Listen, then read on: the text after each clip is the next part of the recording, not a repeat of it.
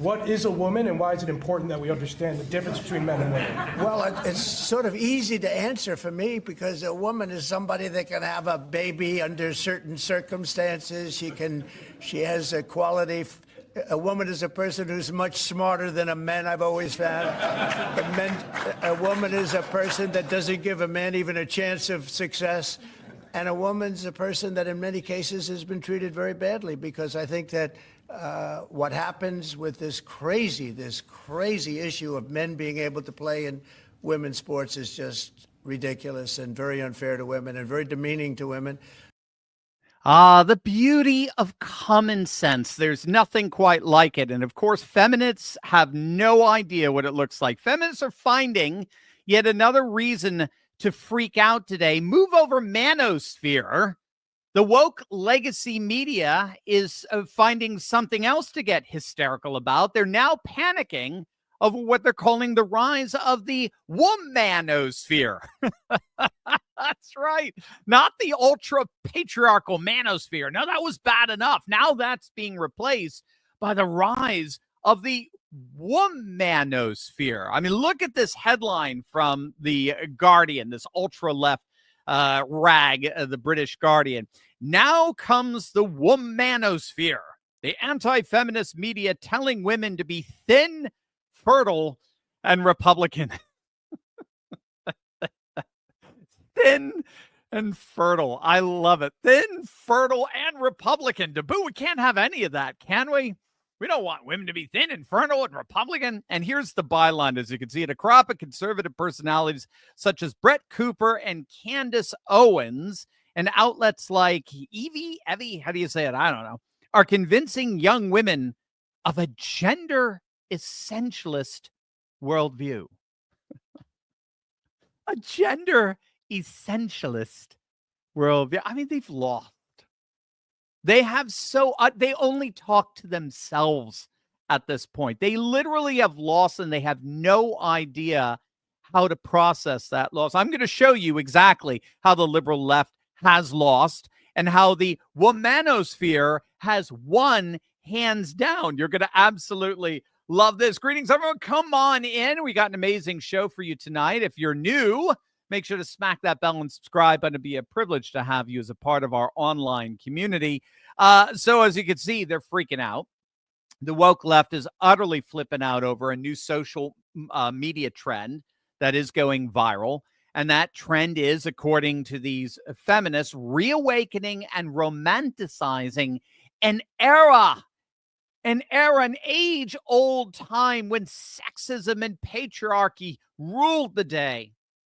And so women need to band together to stop this trend once and for all before it gets out of control. Just one problem. The trend is composed almost entirely of women. And not just women, traditionalist women. And feminists just have no idea how to respond to this. Now, as I noted, this is a piece from The Guardian, again, which is just utter left-wing trash, but nevertheless, it begins by recognizing how the 2024 election heralded the age of the manosphere, where men overwhelmingly voted Trump, and I mean overwhelmingly, right? That was the one constant we saw on November 5th in terms of the data that came out of that. A majority of men in every single age and racial ethnic category voted for Trump, especially men under the age of 30 who voted for Trump by 56 points, or voted for Trump with 56%. It was pretty astonishing in terms of the dominance. But now we've got a new trend rising. And that's what The Guardian is calling here the womanosphere. And this is a social media world that is directly challenging the propensity, particularly of single women who vote overwhelmingly Democrat. So these are influencers, like they dropped some names, Candace Owens, Brett Cooper, but you also have Ali Beth Stuckey and Riley Gaines, and basically the whole of Fox News' female anchor lineup. And the key characteristic of this womanosphere is that they have the gall They have the unmitigated goal to actually be applauding and celebrating the manosphere. They want strong men. They want men. They actually support men who have reclaimed the mythopoetic nature of manhood. Men as dragon slayers, right? We're in the shadow of St. George's Day yesterday. That was the slayer of dragons, which, of course, is what England's St. George flag represents. England is supposed to be a nation of masculine dragon slayers. And so these women, these Womanosphere traditionalists, see their roles ultimately as wives and mothers, professionals for sure, no question, but they've embraced the classical conception of femininity in the shadow of the rise of the return of classical masculinity. Now, we've talked about this before a number of times on this channel, especially in relation to President Trump and his entrances, as you can see here, into the UFC arenas. Even CNN admitted that he looks like a conquering Caesar returning back to the Colosseum to the cheers of adoring fans. A number of analysts have noted that one of the cultural dynamics that the Trump phenomenon has reawakened is something scholars call remythologization. I know it's a fancy schmancy word, but remythologization basically involves reconceptualizing or replacing a society's existing dominant myths in light of what are often dramatically changing, disruptive social, cultural circumstances. So this is something that's happened. This remythologization has happened many, many times throughout history. We're going all the way back to like the shift from the old Homeric Greek era into more the Platonic philosophical Greek era with the rise of the polis and so forth, or the shift from the old Roman Empire to the new rising Christian empire. Populations during these times of massive social disruption tend to reimagine their meta-narratives, their mythologies by which they interpret their lives differently at critical historical moments of extraordinary cultural and social disruption and global changes. Konstantin von Hofmeister has written about how the 20th century scholar Oswald Spengler, who observed that historically when populations fear the end of their cultures, when populations sense a decline in their civilization, those populations witnessing their social order suffering from severe stagnation, political paralysis, almost always historically put their hopes in what Spengler called a Caesar figure. So this is a mythic prototype of a larger-than-life figure who the people believe can actually rescue their nation. In other words, a Caesar figure is a person who rises up and publicly fights for and defends civilization from the forces who seek to destroy it. That's what Constantine had written wonderfully about in his book, this wonderful book, Esoteric Trumpism, that you definitely want. There you go. That you definitely want to grab. And so reading this Guardian article, it's so fascinating to read because this far left author is absolutely impervious. She doesn't even realize what's actually happening in what she's writing about in this objective analysis here. In rejecting the wokeness of the past several years, which the editors at The Guardian champion every single day, they're so far left. In rejecting that wokeness, instead for embracing traditional family and feminine values, these women have simply thrown away the old woke mythos and have embraced instead a new mythos, which turns out to be very old, very ancient, right? Very archaeofuture, like we love to talk about. In other words, they threw away and rejected progressive feminism and instead have embraced the classical conception of feminine virtue, the maiden embodying the nature of wisdom and virtue, and they are championing men re-embracing their mythos as dragon slayers. Now, of course, this was all presaged by the rise of what's called the trad wives. Do you guys remember that a few years back? This was a trend. It's I believe it started about 3 or 4 years ago. This is where you saw housewives posting videos of their daily life, cooking, cleaning, taking care of the kids, homeschooling, and the like. And it absolutely, the videos exploded. The videos went completely viral. And I mean, both critics and proponents alike were stunned by it. I remember I think it was New York Magazine that likened it to something akin to the New Look movement that dominated the 1940s fashion, or the emergence of Mediterranean cooking in 1990s Britain. There were very interesting social cultural assessments of the trad wife. It's literally like, and in terms of why they went so popular, it was literally like Gen Zers and millennials they'd never even conceived of this concept. They never even encountered anything like this. Right? It's something called a housewife. It's something called, a full-time mom, and they're enamored with it. They're blown away with it. They love it. Well, of course they do. It's embedded in our mythic structure of our minds. So these videos were getting millions upon millions of views, particularly on TikTok. And so a trad wife, is a woman who doesn't work. She's not a professional. She may have a side hustle, a side job, maybe something she does online or by remote. She has really no aspirations to be somebody who makes her way up in the corporate world or anything like that. Instead, she finds total fulfillment in being married and looking after their children, taking care of the home and her husband. And they talk nonstop about how fulfilling and wonderful such a life actually is. And they show how busy they are and how complicated it is to run a home effectively and efficiently. Remember, the word economics comes from two Greek words, ekos nomos. It literally means the law of the house, right? Ekos, how we get IKEA, I think, is a Scandinavian version of that, ekos. And so, it's a trend that absolutely exploded. And now we have this wider realm of what's being increasingly called the Womanosphere that now includes women who are not married, who are not mothers, but they are very much attracted to and advocates of this re-traditionalized vision of the family, the classical family structure. So these are women who are very conservative. They're far more traditionalist. They're more religious. They're more nationalist populist. They're very civilizationalist. And of course, by contrast, feminists, especially at The Guardian, are they're just freaking out over this.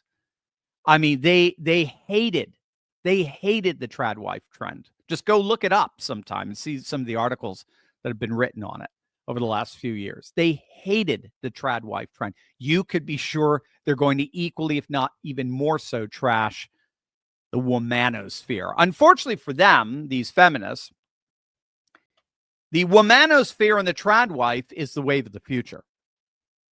And there's actually really no way around that. It's literally baked into the demographic cake. The trad wife and the womanosphere is the future. And the reason for that is just very simple. It's because of the inevitable demographic implosion of feminists. It's because of the inevitable demographic implosion of feminists. The real reason why trad wives and the womanosphere are trending, when all said and done, is because the traditional family is growing, all the while liberal progressive feminists are literally dying away. And this is because liberal feminism embraces what's called lifestyle values, which basically, when all said and done, lifestyle values basically separate sex from procreation. So this is largely through modern contraception. So it's not just ideological. There's a practical, technological, literally dimension to this as well. But for right or for wrong, good or bad, what liberal lifestyle values necessitate by separating sex from procreation, liberal values necessitate the freedom not to reproduce. There's no way around this. This was Eric Kaufman's thesis in his 2013 book, Shall the Religious Inherit the Earth? Feminists advocate the separation of sex from procreation, and that advocacy, whether anyone likes it or not, for good or for bad, doesn't matter, that advocacy necessitates the freedom not to reproduce. And as it turns out, liberal feminists, the new base of the Democratic Party, particularly single Democratic women, are doing their best to fulfill that necessity of not reproducing. However, as we've talked about, we actually talked about earlier on this today on our video on the Amish, a number of studies have examined as precisely as they can the fertility differentials between secular liberals and religious conservatives. And in all kinds of demographic studies all over the world, but particularly here in North America and Europe, there was a clear and direct linear relationship between, I'm just going to use political terms and cultural terms, between how right-wing you were and how many children you had. So by 2010, the average number of children born to the far left in the United States was about 1.5, while the average number born to so-called far right women was 2.8, nearly 3. So this is both in the United States and Europe. On average, conservatives have a fertility advantage of 41% over liberals. So this means that for every child born to a liberal, 1.4 children are born to conservative. Don't you love averages? Yeah, 0.4 child. I know. For every child, it's even more interesting when you compare the religious to the atheistic. For every child born to an atheist or agnostic, for every one child born to an atheist or an agnostic, 2 are born to conservative religionists. And just to bring this home, in just another decade or so, demographers are predicting that the United States is going to be a very different place. There will be approximately 4 far right white females for every 1 far left white female. That's where we're going. So is it any surprise that we're seeing social media trends like Tradwise and the Womanosphere? In the midst of all of this panic from the woke left, ironically, they only have themselves to blame for their own demise. If you haven't figured out the fundamental value of replacing yourself demographically, then obviously your ideology, no matter what it is, isn't going to be around for very long. And that's exactly what's happening right now, right before our very eyes. Their liberal ideology is disappearing, slowly but surely. Woke leftism is dying out. And we've got the Tradwise and the Womanosphere to thank for it. Hey, gang, owing back taxes is a huge burden, and unfortunately, the pandemic relief is over, and the IRS is on its way to make you pay up. They've hired thousands of new agents and sent over 5 million pay-up letters in 2024 alone. But if you're dealing with this mess, I want to connect you with a real, tangible solution. Don't give up your rights or deal with them alone. The IRS is obviously not your friend. Let Tax Network USA, a trusted tax relief firm, save you the time and money you deserve to keep. They've saved Americans over $1 billion in back taxes and have the skills needed to secure you the best possible deal. From a few thousand to $10 million, business to personal taxes, let Tax Network USA restore your good standing so you can strengthen your financial foundation. When your situation is secure, you become the pillar of strength our nation needs. Call 1-800-245-6000 for a private free consultation or visit tnusa.com/Turley. Are we witnessing the end of liberal Europe? Is the European Union crumbling right before our very eyes? Just a few short months ago, Vice President J.D. Vance spoke to European leaders and excoriated them for betraying their distinctively Christian heritage. Once the cradle of Western civilization, Europe, under the leadership of the EU, has been losing its way as it's cracked down on free speech and allowed illegal immigration to run rampant. The EU claims to champion democracy, all the while it stifles any and all dissent. Media control is tightening. Germany's recent disinformation laws fine platforms for what the elites consider, quote, hate speech, a rather vague term that's been weaponized against the voice of the people. In France, journalists they face fines for even questioning the establishment's migration policies. The EU's open border policies have reshaped Europe and almost entirely against the public's will. The EU tries to market their open borders as diversity, but citizens see this as a reckless erosion of national identity. On top of those concerns, the EU's hostility towards Russia, which has intensified during the Ukraine conflict, has ironically turned out to be a self-inflicted wound. Sanctions on Russian oil and gas have triggered a full-blown energy crisis throughout the continent. By alienating Russia, a former trade partner, the EU sacrificed energy stability and strategic autonomy. The EU also faced an identity crisis, as many leaders have been promoting rootless globalism, elevating vague European values over national heritage. Cultural symbols across the continent are under attack. School curricula rewrite history to fit a globalist narrative, sidelining national identity and pride. And perhaps most pernicious of all, this erasure of distinct identities, French, Italian, Polish, robs Europe of its vibrancy. People feel like strangers in their own lands, as actual strangers completely take over their nations and their freedom of expression is stifled, fueling further social alienation. Now, the good news is that the people of Europe are rising up. Citizens are fighting back against the EU's liberal globalist elite. Populist parties are surging. Germany's AfD has just soared to the #1 most popular party in the nation. France's National Rally is leading in their polls, and Italy's Giorgia Meloni won on a platform of sovereignty and tradition, with many polls showing her to be the most popular prime minister in all of Europe. These movements show that Europe is rejecting liberal globalism, which has been ravaging its economy, cultural identity, and values. This is all part of the much larger worldwide trend of what's called multipolarity, with Russia, China, India, and the United States serving as the civilizational titans dominating power politics. The EU, once a global heavyweight, is fading. The EU may survive institutionally for now, but its spirit is clearly dead. Trust in EU institutions is cratering. Without cultural vitality, economic strength, or democratic legitimacy, the EU is becoming a hollow shell. All the while, nations in Europe are seeing huge, massive red waves.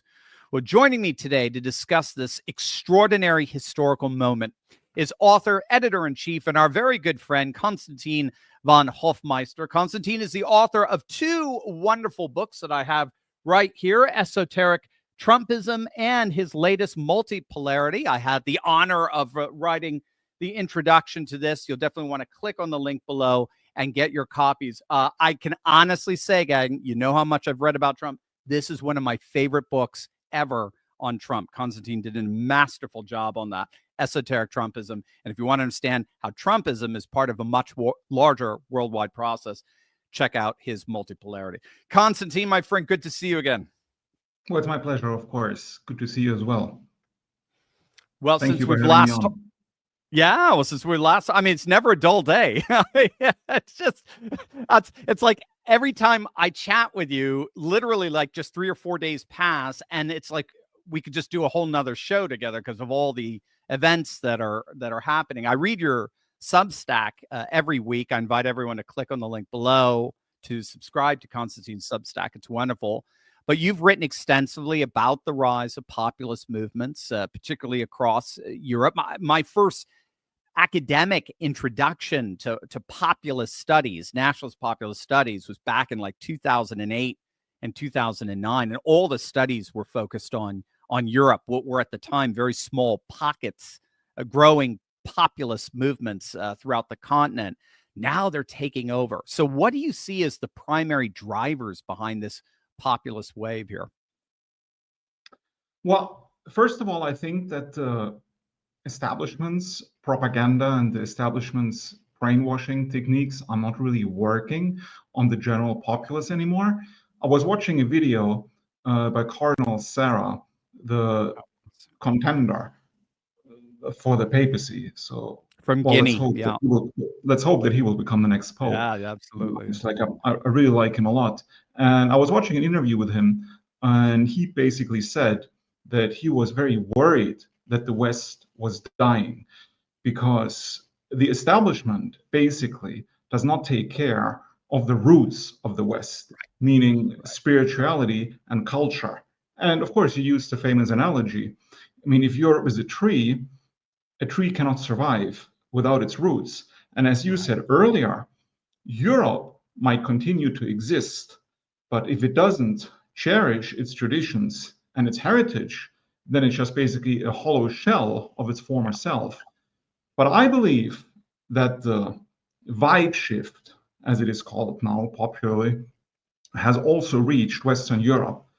With the election of Donald Trump as president, I think a completely new age has been inaugurated, basically, and not just for the United States, but for the whole world. Because, well, as you see, in the past 100 days, ever since Trump was inaugurated, the entire political chessboard in the world has been, I would say, in disarray, sort of, but in a positive sense. Everything is being reshuffled, basically, including Europe. And J.D. Vance's epochal speech in Munich was basically a wake-up call for the European elites. And that's why they condemned it so vehemently and were scandalized by it.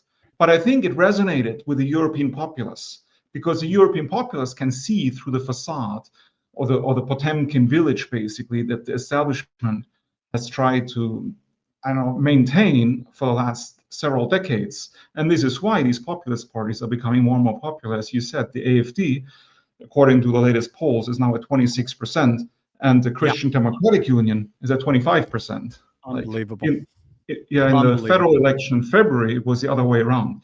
Yes, right. I mean, that's because the Christian Democratic Union has betrayed basically all its promises, right? And people realize it. And the problem is, though, that the establishment, it's like sort of like some cornered animal, basically, right? Like it's like lashing out because it knows that its end is near. And we all know, like, a dying empire is the most dangerous thing in the world because it lashes out, it doesn't want to die. And that's why the establishment is trying to pull all kinds of shenanigans to stay in power at all costs. Like that's what I was going to... Yeah, sorry, continue. Oh, were you going to talk about Georgescu or Marine Le Pen? Exactly. Yeah. Right. Yeah. So basically, they banned Georgescu, the Romanian presidential candidate, from even running in the elections, even though he had already won, right, and was poised to participate in the second round several months ago, right? And but they canceled the second round, and they say, oh, we have to redo the presidential election. So he wanted to apply again, but they wouldn't even let him apply, basically. And now he has like some weird criminal charge, right? And they did the same with Marine Le Pen, who was going to win the next French presidential election. They just, lawfare, basically, like they did with Trump. It's lawfare. Exactly. Yeah, we're seeing it all over. Obviously, we all got a front row seat here for it.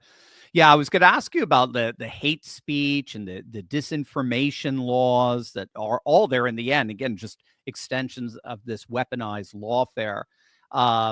These elites have canceled elections. I saw a funny little meme that, Russia's actually had more elections than Europe of late. It's how do you assess the impact of these laws on Europe and the EU? Is this part of the lashing out? Is this an admission that we're looking at the twilight of empire here?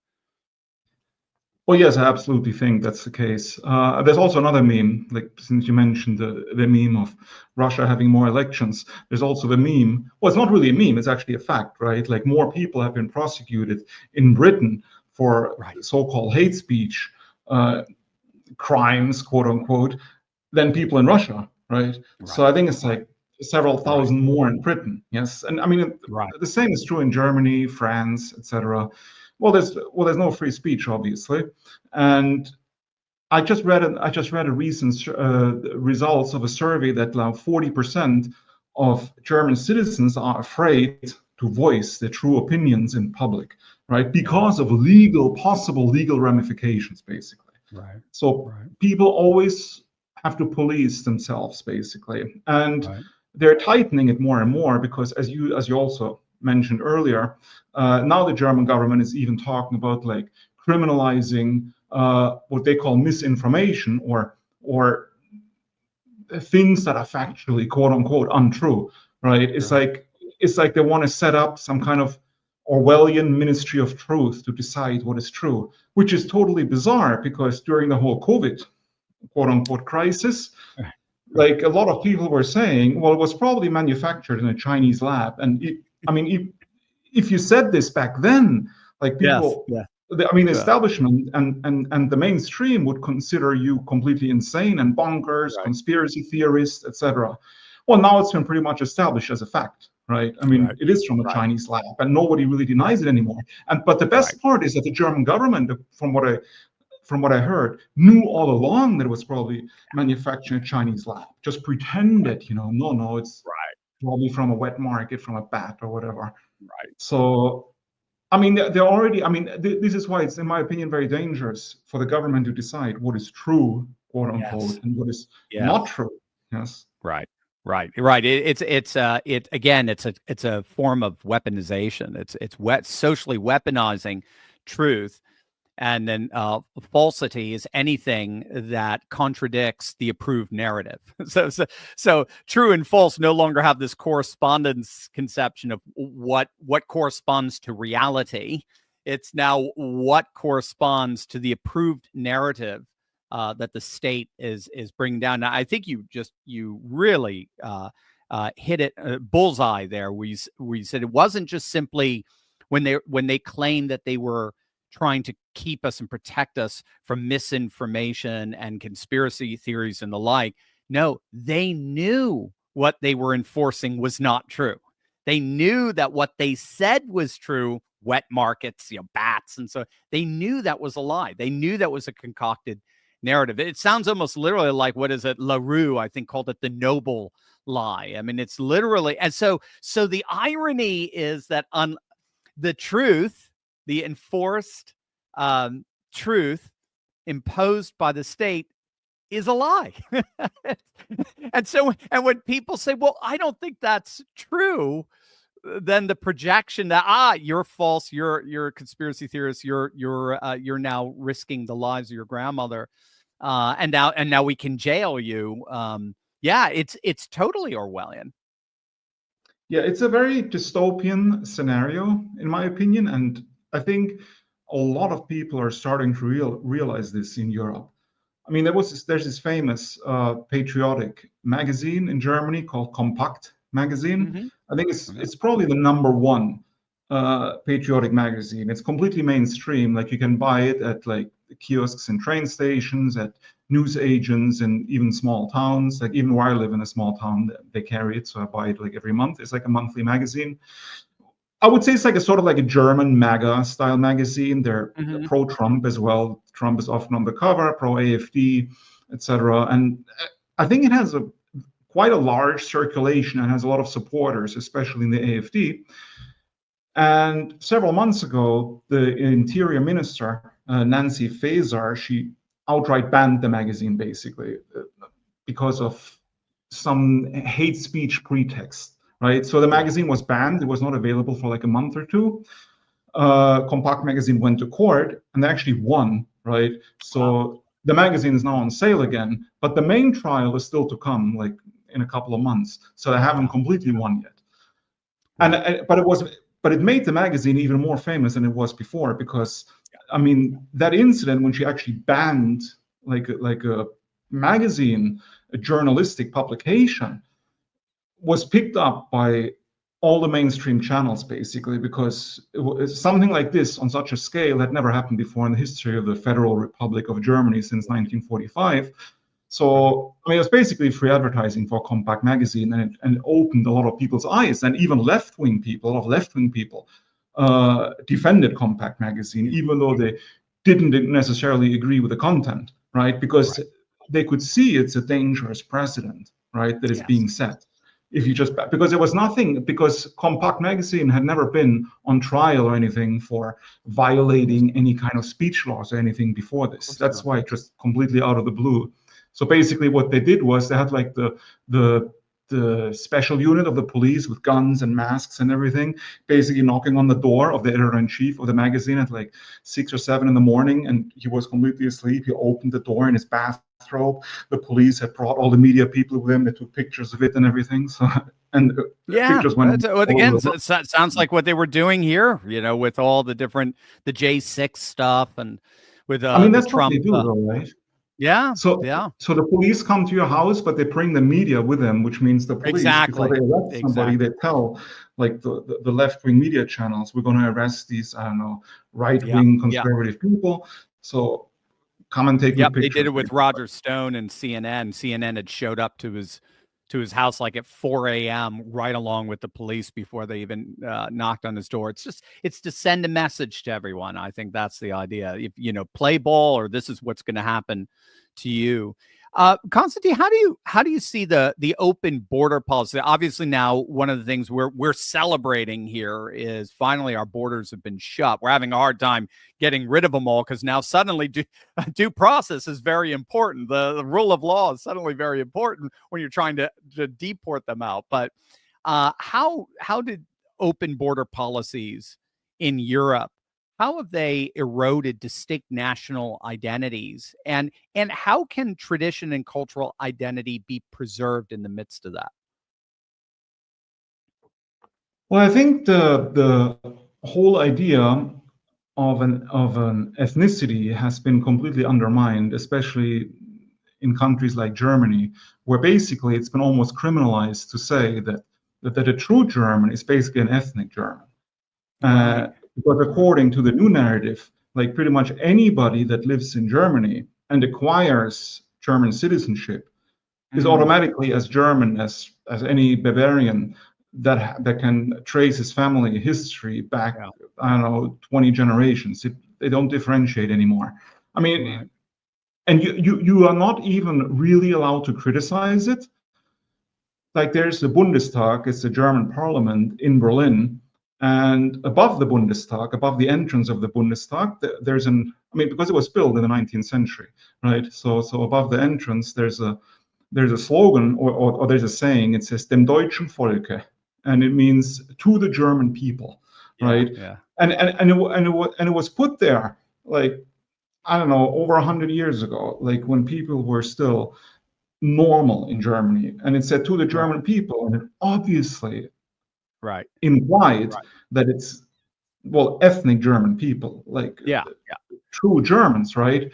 And to people whose grandfather's grandfather are buried in the cemetery down the road, and they fought for the land, and they've been a part of this culture for generations. Well, that's my point, right? But the German establishment, the liberal establishment, they couldn't handle it, so they had to sort of counteract this. So they put another saying in the courtyard of the Bundestag where it says to the German citizens, basically, right? Well, because in the German language, there are two words. There's Volk, which is like people as an ethnic group, basically. And there's Bevölkerung, which is basically just the population, right? So basically, above the entrance, you had the 19th century saying to the German people, meaning the Volk, right? And in the courtyard, the liberals put up another saying like to the German population, because this is what they favor these days. They use a different word. Yep. Exactly. Well, it's sort of like in Russia, you have the distinction. I'm not sure if you're aware of this. You have like two words, Ruski and Rasyanin. Because Ruski is like an ethnic Russian. Ethnic Russian, and Rasyanin is basically just a citizen of the Russian Federation. The 100 ethnicities of the Federation. Exactly.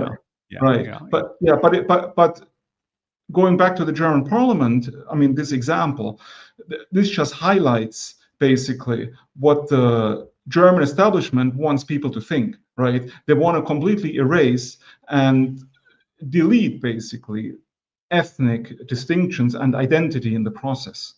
So they want to produce basically like regular global citizens because they're all agents of globalism, basically. Right. You wrote, I'm looking up something, actually. I quoted you the other day. Let me find it. I can find it up real quick on your article from Pope Francis. It was very good on your Substack. Again, gang, you click on the link below and subscribe to Constantine's Substack. I do. I love it. Let's see.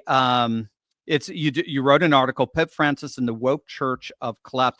What you're talking about there just reminded me of a wonderful little snippet you had in there. Let's see. Let me see if I can find it. I can find it easily. Come on, I can do it real quick. I was taught in radio nobody likes dead air, so that's why I'm just talking. Let's see. Here we go. Let's see. Yes, here we go. So here's how you put it.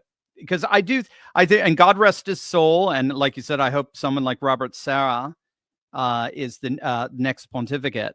But I do think your assessment of Francis is sort of like a baptized version of the WEF. A baptized version of this globalism was so brilliant. Here, this is Constantine, quote, he washed the feet of migrants, yet never of the forgotten faithful. His chastisements fell on Western nations, those who built the cathedrals he inherited. He aligned with the forces unraveling Europe. Where others saw invasion, he imagined pilgrimage. Where others warned of lawlessness, he praised yearning. This was the creed of universalism, stripped of judgment, discernment abandoned, chaos embraced. And at one point you said in there too that he said we were not nations anymore, we were merely neighbors. And that's it. And I thought that was brilliant. In many ways, what I saw, what you kind of painted in this piece you wrote following the announcement of his death, is you just painted sort of a baptized version, a reconceptualizing of a faith that used to be the defender of civilization, now as the defender of globalization. Well, this is absolutely the case, especially with the Western churches, including Catholicism, as well as Protestantism, of course. I mean, they completely bow down to the liberal zeitgeist, so to speak, and integrate it in their sermons as well. So, yeah. I don't know, I attend church service sometimes because my children sing in the choir, and sometimes they have a concert in a Protestant church, sometimes in a Catholic church, right? So I get to witness like different church services, basically different denominations. And to be honest, like for me, it's almost unbearable to sit through an entire church service today in the church in Germany, because it is highly politicized. It is highly politicized in a leftist way, not in a, say, conservative way. So, I mean, they say things like, for example, like just when I remember like a service that I attended like several months ago when the minister in a Protestant church, after the children's concert, so half the church was basically filled with children, and then you had the parents of the children, and he was basically saying that love is very important. We have to focus on love, and it doesn't matter if it's the love between a man and a woman or the love between a man and a man. And I was thinking, I was like, oh my God, it's like, and he's saying this like with a straight face, and half the church are children, very impressionable. Right. I'm like, and it's like, has this minister never opened his own holy book and basically and actually read it? And does he not know what it says about this? I mean, but in the Catholic Church is very similar. Like, since you mentioned Pope Francis, I mean, he invited transgender activists to the Vatican, right? And he tolerated civil unions, basically, between homosexuals as well. And I mean, I find this completely unacceptable, to be honest, because it's completely anathema to what Christianity teaches. So I mean, either you're a Christian or you're not Christian. Right. But you cannot call yourself Christian and then just ignore basic tenets of your own holy book, that your own holy book, basically the Bible, laid out very clearly. Right. Right. And embrace a fundamentally different faith in many respects, which is right. Which is globalism. I know I get that a lot from people when a little pushback when I talk about Christianity in Europe and how it seems to be making a comeback, and they say, yeah, but Europeans don't go to church. And one of my responses, have you ever been to a European church? You wouldn't go either. And actually, well, to be honest, I was in Paris 2 weeks ago. There was the Iliad conference. It's like great. Yeah, the anthropologist. Yeah. No, not anthropology. It's like a publishing house. It's a conservative publishing house, the Iliad. Okay, got it. Yeah. And the Iliad conferences every year, it's basically they invite all these patriotic conservative publishers, and it's in the center of Paris, the conference, and maybe like 5-minute walk from Napoleon's tomb. And it's in a massive, like, 19th century building. It's very atmospheric. And I represented Arctos and talked to many interesting people. And I have this American friend who lives in Paris, and he's lived in Paris for like 17 years, and he's a traditionalist Catholic. And he took me to a traditionalist Catholic service, to the pious services in a Latin Mass. And it's the first one I've ever been to, because they don't have those near where I live right now. So it's really the first traditionalist Mass that I've been to, and I was completely floored. Basically, I was wow. I mean, that's what it's supposed to be like. I was like, why can't it be like this everywhere, right? I mean, if it was like this everywhere, yep. I mean, I would go to church. I would go to church. I would go to church every week, because I mean, it's just unbelievably beautiful. I mean, no liberal propaganda. Nope. People were kneeling on the stone floor without the nice cushions and everything that they have in the regular Catholic Church, basically. And and it was completely packed. And it was not far from Notre Dame, that church. So it was also in the center of Paris, and the entire church was full of people, mostly young people, and with children, like families. Yes. So it was very beautiful. Well, it is. We were in Corsica or in beginning of August, and that's of course where Napoleon was born. So, and I saw the sacristy where he was baptized. It's still there in the church. He was born just down the street from his church, and the church is again just this beautiful, gorgeous, Gothic-like cathedral. And something seems to be happening in France right now. We're getting a lot of data where conversions, baptisms in the Catholic Church are up like 50% from where they were last year. Something we saw particularly this last Easter weekend. So I mean, if they are, and they do seem to be very attracted to the trad Catholic, the Latin Catholic Mass. Something seems to be happening as well in Germany. You pointed to the latest polling that just came out, which I was very excited about. I'm so glad to have you on, because I was going to do a video on it, and I said, we'll have Constantine on later this week, and we'll just talk about it there. It's a Forza poll. I mean, Constantine, I know that for those who are watching who are not familiar with German politics, the CDU does not come in second to a third party. I mean, it might come in second to the Social Democrats every once in a while since 1940s, but this is incredible. It's something similar to what's happening, I think, to the Tories in the UK, with Reform now hitting upwards of the high 20s in support, surpassing both Labour and the Tories. This is astonishing stuff. CDU has been your default party for decades, and the unthinkable has happened. A party that just came into the Bundestag, what is it, 2017, I think was the first time. Now it's the number one party. Something's going on there. Well, what's going on is that people are disappointed in the mainstream parties like the Christian Democratic Union and the Social Democratic Party, because they keep making promises of change that never materializes. I mean, And especially who they'll coalition with too. it's just really bizarre. And I think a lot of people are now remembering actually that it was the Christian Democratic Union under Angela Merkel that started this whole immigration madness.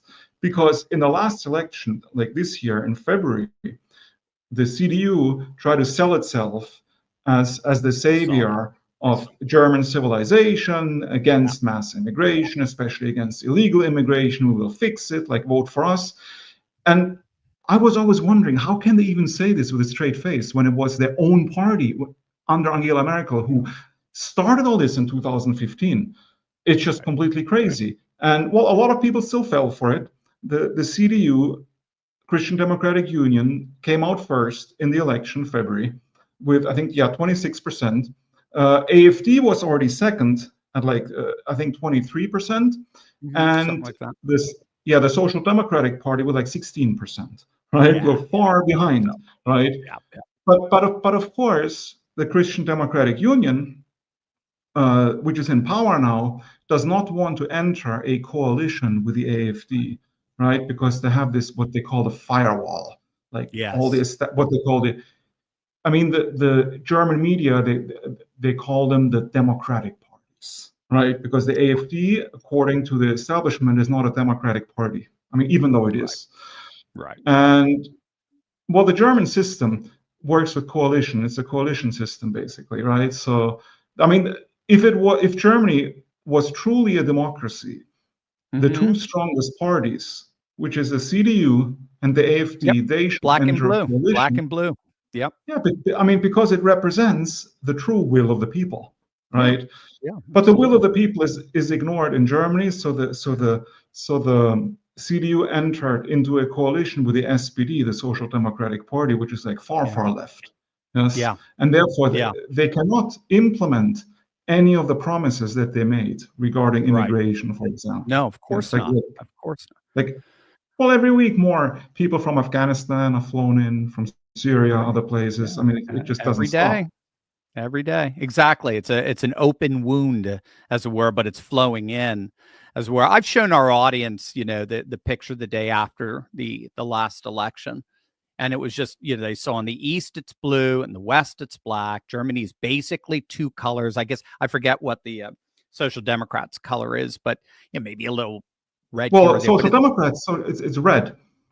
It's red. Okay, yeah. So it's a big blue section in Eastern and a black section. And I said, should this be, if we were a color coalition, what's the coalition? No, nobody got a full majority. So what's going to be the coalition? It's going to be obviously. And then I say, it's not black and blue. Well, it's not, right? It's black and red. And red's barely, and red was the government that was kicked out. Exactly. But now it's back, basically, right? Even though the people rejected it, the majority of people. And to be honest, like, sorry.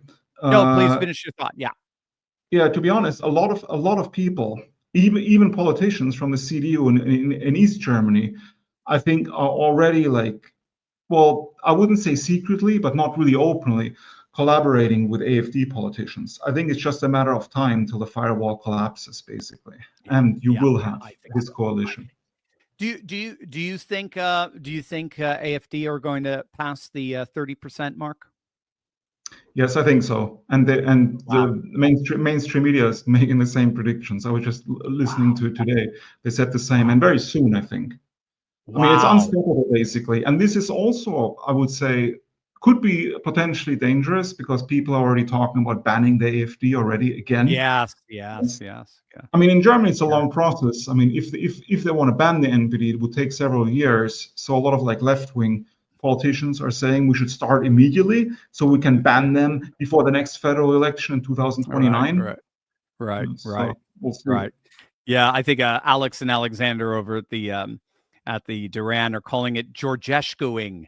They created they're going to try to Georgescu the or we could call Le Penning the AFD. We're just wrapping it up here. I could talk to you we've talked for hours when we're off, we're hanging out together. But So just give us your prediction here, given the challenges that the EU is facing today at the hands of, the globalist liberals falling apart, this massive conservative wave that's overtaking so many countries in Europe. Can the EU survive, or even just with Trump here now, can the EU survive this? What do you see as the future for Europe? We're talking, 5, 10, 15 years from now. Well, there are two futures, right? The first future is the EU will not survive if it has the same leadership that it has today. Then it will just become completely irrelevant. It will not be a truly sovereign pole in multipolarity. The economy will be wrecked because they ruined their relationship with Russia, and wages are stagnating, energy prices are skyrocketing, and industry is moving elsewhere because they cannot afford to build factories with such high energy prices. And the whole idea of making everything green is also not really helping, right? Because if you want to make everything green, it requires cooperation, which means the whole world would have to do it, but it is not, right? Because America is drilling for oil. Yes. Yeah. China's India, China, exactly. Russia. Yeah. Yes. So basically, it's just committing suicide, the liberal Europe. Well, that's the one future. The second future would be you have some sort of patriotic democratic revolution where parties like the AfD or Le Pen's party in France actually come to power and implement meaningful changes and start working together with a MAGA America, because MAGA America and I would say an AfD and Le Pen Europe basically are part of the same Western spirit and the same Western civilization. And I would also include the Russian Federation in this. So basically you have three main pillars of the West, basically. It is MAGA America, patriotic Europe, and the Russian Federation, which is traditionalist by default. Right. Yes. Right now, the West only has two pillars, in my opinion. It is Trumpist America, and it is the Russian Federation. I mean, these two civilization states are basically the only ones in the world that are truly defending the heritage of the West, while liberal Europe, the European Union, is trying to do its utmost to destroy the West. So hopefully it will change. Absolutely. From your lips to God's ears, as we say. Gang, make sure you check out Konstantin's books, Esoteric Trumpism and Multipolarity, which I got to write the introduction to, which is a wonderful book. Both are, you could just get them by clicking on the link below, and also follow his Substack, where he discusses these critical issues every single week. The links, again, are in the description below. I am a fellow subscriber to a Substack, and I learn something new every week, and you will too. Konstantin, let's have you back really soon. Thank you very much. I appreciate it. Thank you. And did you see this? President Trump just signed an executive order outlining his plans to create America's first national sovereign wealth fund, and it'll need to be filled up with assets fast. I mean, Trump wants to go live in the next 90 days with this. The Wall Street types are already trying to pack it with real estate and infrastructure and pieces of trendy companies like TikTok. But let's not forget about gold. Sovereign wealth funds love to buy gold in bulk. Australia's been loading up. Saudi Arabia is buying the world's largest gold mine to supply itself. And even tiny Singapore recently added more than 100 metric tons of gold to its vaults. Now, can you imagine what would happen to the per ounce price of gold, which has already been surging sky high since Trump took office, if America's new sovereign wealth fund followed international best practices and made gold a part of its diversified portfolio? I mean, it would potentially make our country a brand new mega buyer in an already tight market. And when there's limited supply and huge demand, the impact on prices, well, let's just say you're going to want to be ready. Now, there's a simple way to get ready, too. It's all laid out for you in the free gold report from my partners at turleytalkslikesgold.com. You'll want to request your copy right away. You don't have a lot of time in this. President Trump has put the world on notice. A new sovereign wealth fund for America may be coming perhaps in as little as the next 90 days. Take advantage of the time you have to prepare. Get your free gold report now at turleytalkslikesgold.com. Feminists.com. You will not be disappointed. All right, gang, we have now our phoned-in questions. We got a hotline here, Dr. Steve's hotline, 717-844-5984. You can call in, trying to make it around 30 seconds. Don't go any farther than that, and you will have your question here featured on our show. Our first question. Charlie, this is Darren in Spring, Texas. I was just wondering why we're giving money to these universities with extreme endowments anyhow. I've yet to hear a good, solid answer on that. Thank you. That's a great question, Darren. Yeah, and being a prof a number of years, I've wondered that myself.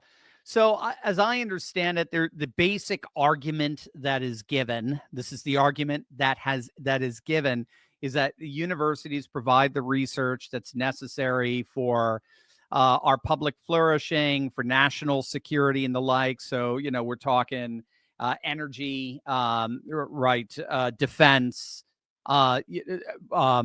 physics, aeroastronomics, rocket technology, and so forth. A lot of that's developed in universities, so they get these state grants for that. That's the excuse, and maybe that's legit. But we all know, and we've seen it through Doge and the efforts of Doge. We now all know that that it's really largely become just a slush fund. It's just a way of paying off faithful left-wing supporters to make sure that academia provides cover for the state. So this has been going on now at least since the 1960s, I'm sure before then, where it's very similar to the way Philip Morris and Marlboro cigarettes basically paid for, it's known as advocacy research. They paid for studies that made them look good. And that's really, in the end, what you're seeing so much in the university, unfortunately, become. It's just become advocacy research, and it's just there to give some kind of intellectual weight to our liberal institutions. I'm with you at this point. Just cut it, cut the waste. If they have these multi-billion-dollar endowments, like we see in Harvard and Yale and Columbia, they shouldn't be getting a dime. I can't even believe they're charging tuition, to be honest with you. I mean, again, we're talking like 40, 60 billion with a B dollar endowments. They could be giving free tuition for the next 200 years without breaking a sweat. So I'm with you. I think we should cut it at this point and nip in the bud this whole notion of this advocacy research. Hi, Steve. My name's Steve too. But I was wondering, since Trump's doing all this stuff, could we sue our employers for employing illegals? I know it's such a big question, but all right. Thank you. Have a great day. Bye. Thanks, Steve. That's a great question. I don't know the answer to. As I understand it, given the United States, you could sue anybody for any reason, right? I mean, but it's a good question. Can you sue your employer for employing illegals? Probably.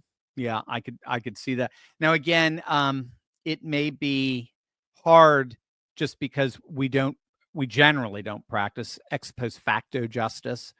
So, in other words, the argument could be like everybody was doing it, and it was never enforced. If anything, again, as you notice, the rule of law did not apply in a one direction, going northward from south to north across the southern border. Seems it only applies when you're trying to go from north to south, when you're trying to deport. So I guess they could make the argument that that there was nothing that they could see as conceivably wrong with it, practically speaking, and that nobody was enforcing those laws. But you would have to check with a lawyer on that one. That's the prima facie answer I could give there. Dr. Steve, Jason Sanford here. Hey, watching your video, The Shocking Truth Behind Trump's Tariffs You Must Know. And I had a very serious question for you that I thought you might find intriguing. The classic video you show of the Oprah Winfrey interview with Trump, and Trump's like, yeah, they're taking advantage of us. Here's my question, real specific.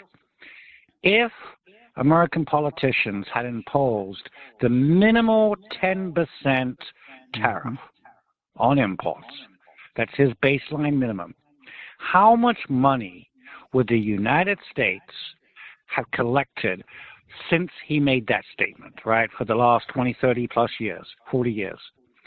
I can imagine it's going to be somewhere in the realm significantly enough to drastically reduce our national debt. And I think that number, with one of your research interns, could probably figure it out rather simply, calculating it, and have a rough baseline number.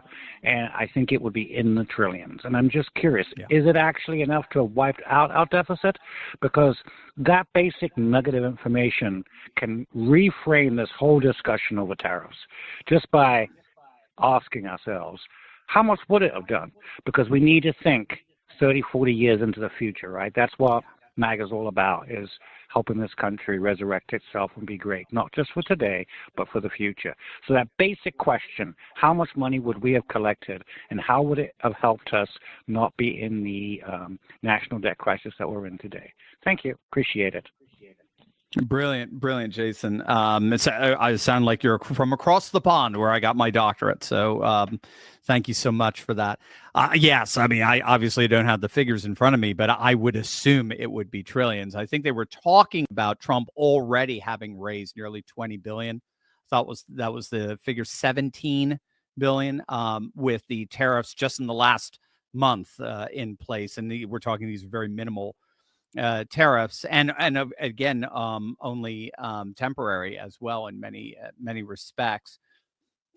Yeah, and if he keeps it up with China, I mean, I just think just with China alone, the tariffs could reach into the trillions, certainly over the next few years.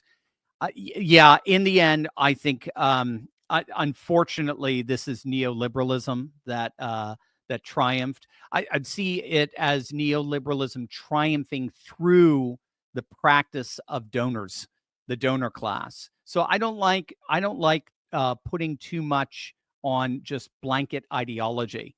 Like the reason why our politicians did not tariff is solely because of the ideology of neoliberalism. I think that is part of it. That's certainly been institutionalized in the international institutions such as the IMF and the WTO and the World Bank. The IMF in particular, WTO, they're imposing these, one-size-fits-all trade deals, what they call multilateral trade deals on all these countries. Have you noticed the WTO, by the way, just over the last 3 months, almost literally doesn't even exist? I don't even know if people were even showing up to work there anymore. They've been rendered totally irrelevant by the imposition now of bilateral trade, which is going to be much more great power politics, much more civilizationalist, multipolar, pushing away these old, now Jurassic sort of globalist institutions that impose a one-size-fits-all system and set of prerogatives and obligations and protocols on all countries. So you have that institutional side of things that was pushing back against tariffs in the United States. But then you also had the donor class, and it seems like the donor class did not like tariffs either. I think largely because they enjoyed the open borders that were giving them the cheap labor, and they also enjoyed offshoring or manufacturing overseas so as to maximize their profits. And that's what just the stats bear that out. I think in the 1960s, the average CEO was they made about 20% more than their employees. Today, it's about 350% more. So CEO earnings have skyrocketed. All at the same time, employee wages, working class wages, have remained largely flat. And they liked that. The donor class loved that. And I think they paid politicians to keep that kind of status quo. That's why the Wall Street Journal hates Trump. They hate tariffs. But again, tariffs are part. Alexander Dugin talked about this. Tariffs are a part of mercantilism, and mercantilism sees trade as an extension of national security. And when trade becomes a form of national security, globalism is now officially dead, and we've entered back into great power politics, more civilizationalist world. So I think you're absolutely right. I think it would have been trillions. I think we would not have been anywhere near the debt crisis that we're in today. And I think the reason why our politicians didn't do it, bottom line, I think they got paid off not to do it when all said and done. And because we were sitting on trillions and trillions of dollars, they just figured it was okay. And then our politicians, they hang out for a few years and then they leave. They're not like monarchs where the government is a private property that they're responsible for and that they're going to hand down in succession to their children and their posterity. They don't care. They raid our, not to be too cynical, but our politicians come in, they raid the piggy bank and they leave and they retire and they're happy. As we've seen all our former presidents, Obama with his 3 beachfront houses and the like. So I think it's a great question. And I think, unfortunately, you're right. And I think, unfortunately, it was not enacted because they were paid off when all said and done. And with that, I think we just had the 3. We do. And actually, I have to run off. I have another appointment as we speak. Gang, God bless. And I will see you first thing Friday morning for our live stream.